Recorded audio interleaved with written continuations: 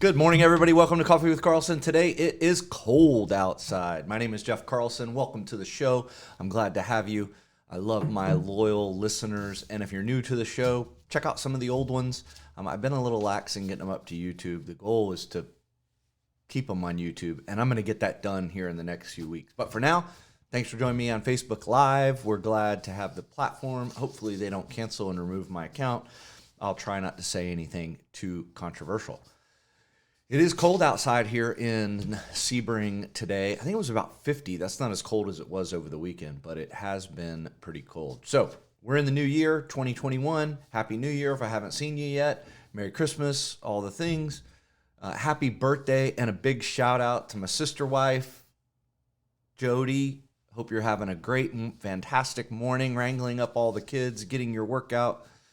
I know Jessica was having some trouble this morning with the thing on the door.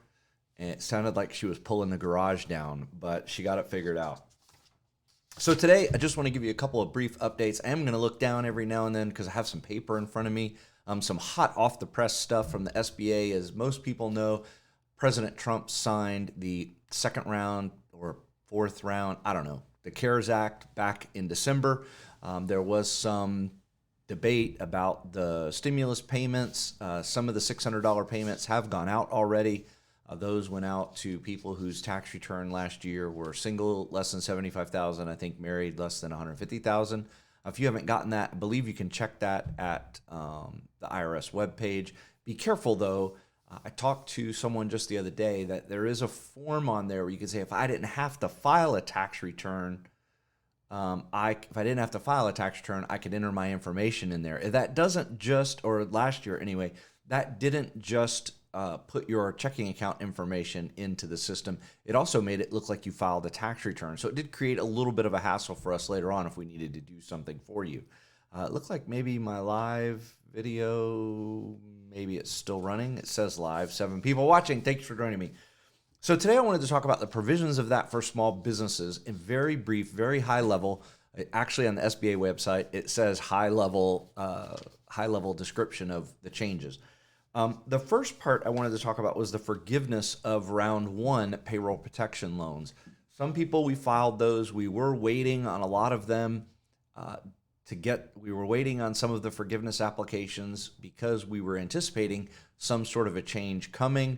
That, as any of those of you in banking, or if you've already filed a payroll protection loan forgiveness application, you know that those applications changed. One application, second application, third application. There's going to be another one now, and I haven't seen it yet, but it's supposed to be a one-page, yeah, we use this for all the right stuff, and please forgive it for me. So we haven't seen that one yet, but it's supposed to simplify loans under $150,000. We were hoping they would make that forgiveness automatic, but that's not quite what they did. Maybe it'll just be a couple of things you have to fill out, not do a lot of calculations, and provide backup. But the forgiveness backup request, that's up to your bank and what they want to verify. So be prepared, bank specific, whoever your bank is, check with them on the forgiveness. The other really cool thing about the change that occurred in the most recent bill is that for those of you that already filed for payroll protection loan forgiveness. Oh, and don't forget to have your strangely warm coffee this morning. I don't have the right mug because it's cold and I want to keep it warm. Strangely warm every morning. So the other thing they did, if you've already filed for that forgiveness, you got the economic injury disaster loan grant, is what they called it originally. If you've already got your forgiveness approved and completed by your bank, then you know that they removed or decreased your forgiveness by the amount of that grant up to $10,000.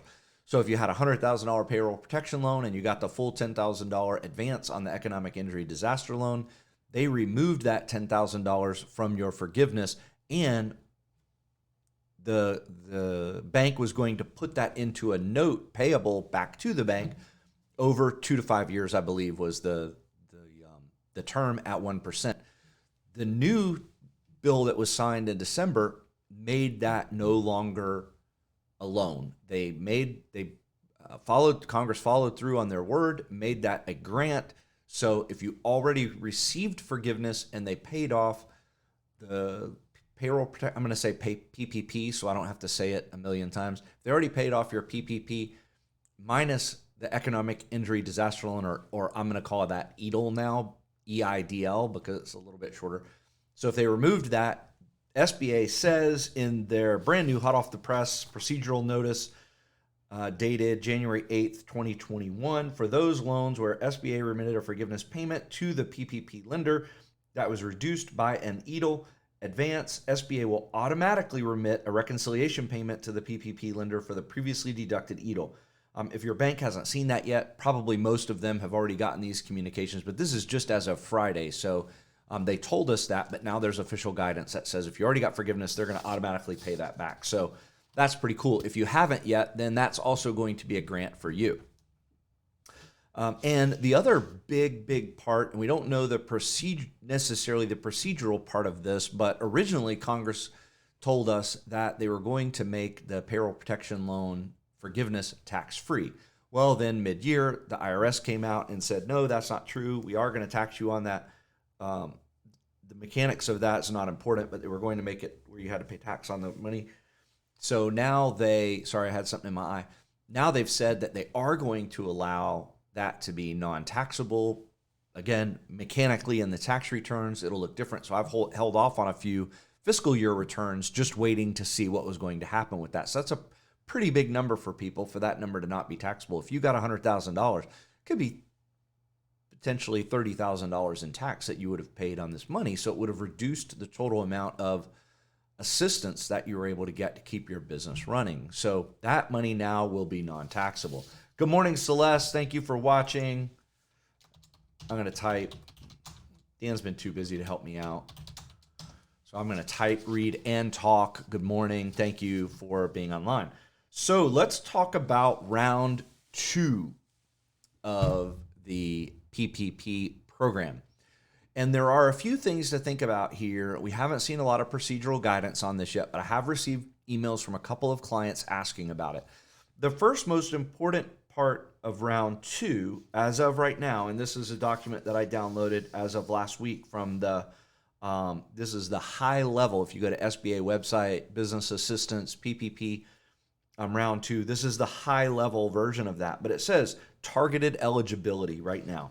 Borrower is generally eligible for the second round if they previously received the first round of PPP money. So you already got one loan, even if it's forgiven. It doesn't say that, but let's assume even if it's forgiven, and you have already expended the full amount of that loan on eligible expenses. This is a very important part of this. There's a couple important things that I want to mention. If you've already spent that money on eligible expenses, and you have to have less than 300 employees, which you would have if you qualified for the first one. Well, it was 500 on the first one. And this is very important, you must have a 25% reduction in gross sales or gross collections for one quarter in 2019 compared to the same quarter in 2020. So I've looked at 2 of these for my customers so far. One was 29% reduction. One was 19% reduction. So one could potentially qualify, one wouldn't qualify. And there are some other carve-outs for additional lending for food service and accommodation businesses, but that's something different for us to talk about a little bit later. What's with the hat, Dan? Well, I'm starting to look like you up there, so I wanted to keep the hat on to cover and not look as shiny as you when we're on camera. So important, the 25% reduction. What you would want to do is take each quarter of 2019, 1, 2, 3, 4, put those side by side with each quarter of 2020, 1, 2, 3, 4, and do the math on that to see if you had a reduction. So you would take the 2019 number minus the 2020, same quarter. It has to be first quarter to first quarter, second quarter to second quarter. Subtract that, and then divide that number by the 2019 quarter. The 2019 quarter to see if you meet that 25% eligibility. So it's very important. The other thing that's been coming up, so do that math. If you don't have the numbers or we have the numbers, we'd be glad to do that for you. Just let us know that you would like for us to double check that for you. I don't think we have very many that are going to meet that eligibility because most people, for some reason, most of my customers have had pretty good 2020s. So that's a good thing, a good positive thing, especially for our community. So less than 300 employees, you already received the first round of PPP. They're calling them first draw, second draw. And the most important part of that is 25% reduction in gross receipts for a quarter to quarter, 19 to 20. So be careful in those calculations, because if you're close, we want to double check them and make sure that they tie back to your bank statements, collection reports, sales reports, and that there's no issues there. But I want to talk about two things real quickly that are important. In the first round of PPP, there was a rule in the SBA guidelines that stated that you basically needed the money to keep your business afloat or a going concern or in business, meaning that the expectations for you for 2020 were so dire that this money was the only way that your business was going to be able to survive 2020.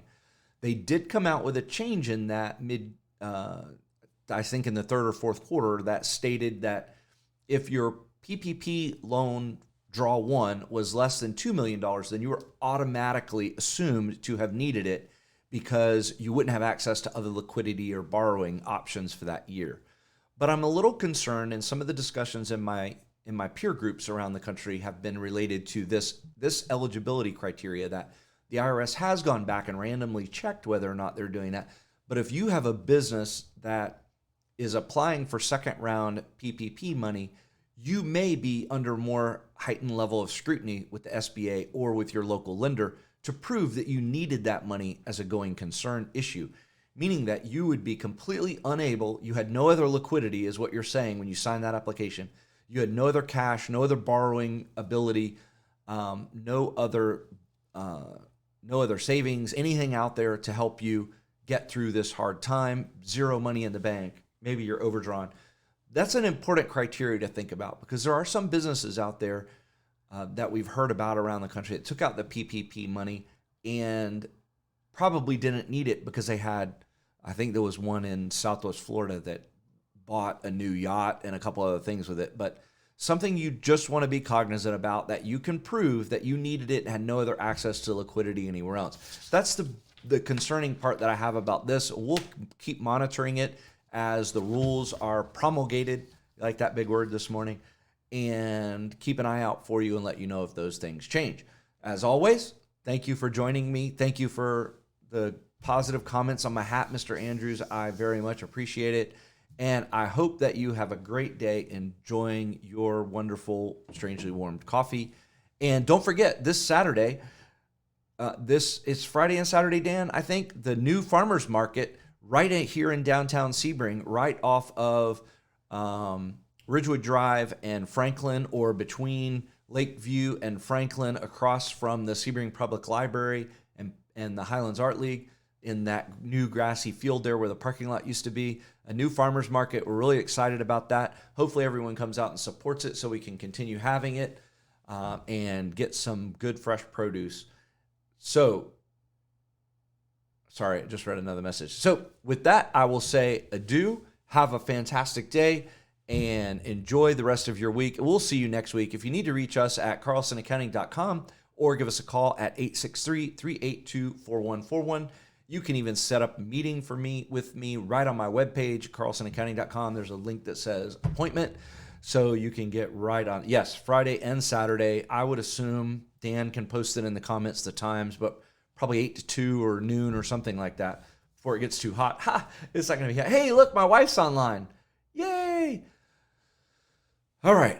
I think I said all the things I'm supposed to say at the end. I probably need like a teleprompter over there that says blah, blah, blah, blah, blah. And then I could just read blah, blah, blah, blah, blah. All right. Have a great morning. God bless. We will see you next week.